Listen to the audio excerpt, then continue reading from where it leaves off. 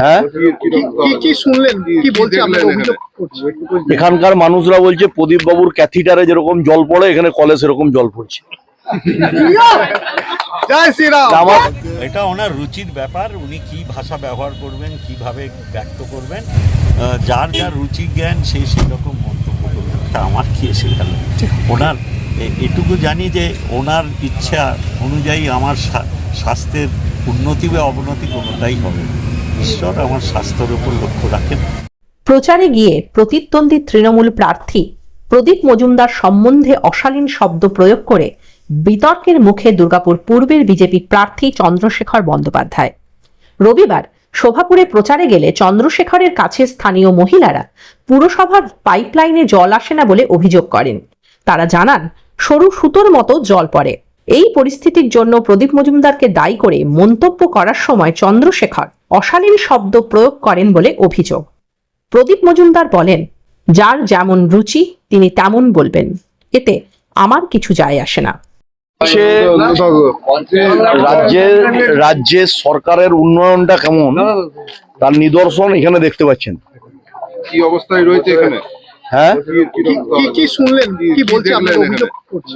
এখানকার মানুষরা বলছে প্রদীপ বাবুর ক্যাথিটারে যেরকম জল পড়ে এখানে কলে সেরকম জল পড়ছে।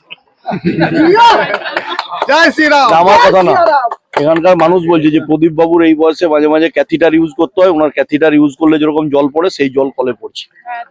পানীয় জলের পরিষেবা মানুষ পাচ্ছেন না। তো এটা খুব স্বাভাবিক আছে। দেখুন, উনি নিজে অ্যাডমিট করেছেন তপবন সিটিতে গিয়ে যে দুর্গাপুর মিউনিসিপ্যাল কর্পোরেশন জল দিতে পারে না। এই সত্যতা স্বীকার করার জন্য আমার অগ্রজ শ্রদ্ধাভাজন প্রদীপবাবুকে আমি কৃতজ্ঞতা জানাই যে সত্যটা উনি স্বীকার করেছেন। কিন্তু এটা উনাকে মাথায় রাখতে হবে, উনি এই বিধানসভা কেন্দ্র থেকে 5 বছর জিতে ক্যাবিনেট মিনিস্টার হয়েছেন এবং এখানে নির্বাচিত প্রাক্তন পৌর প্রতিনিধি আছে, তারাও কেউ আসে না। আমি যখন বাড়ি বাড়ি জনসংযোগ করছি, মা, কাকিমা, দিদি, বৌদিরা আমাকে আটকে বলছেন যে আপনাকে আমরা ভোট দিতে পারি, আপনি আসবেন তো না, আপনিও এরকম করবেন? এই প্রশ্ন আমাকেও করছে। এটা ওনার রুচির ব্যাপার, উনি কি ভাষা ব্যবহার করবেন, কিভাবে ব্যক্ত করবেন।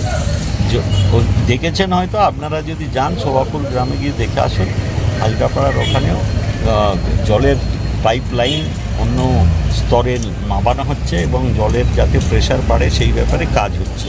আমরা মহানগর নিগমের যিনি প্রশাসক আছেন অনিন্দিতা মুখার্জি, তার সঙ্গে আমাদের এখানের যিনি ব্লক প্রেসিডেন্ট তিনি গিয়ে কথা বলে এসছেন, আমিও ওনার সঙ্গে কথা বলি। কিন্তু এইসব যার যার রুচি জ্ঞান সেই রকম মন্তব্য করবেন। তা আমার কি এসে গেল?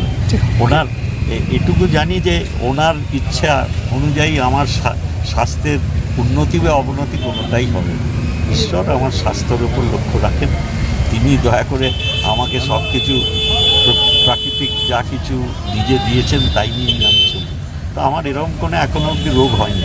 উনি যদি খুশি হন হলে আমার কোনো আপত্তি নেই, কিন্তু এখনও অবধি হয়নি। এটা ওনার রুচি জ্ঞান। না, এলাকাবাসীও বলছিল এখন জলের কথা বলে এসছে, আমিও বললাম।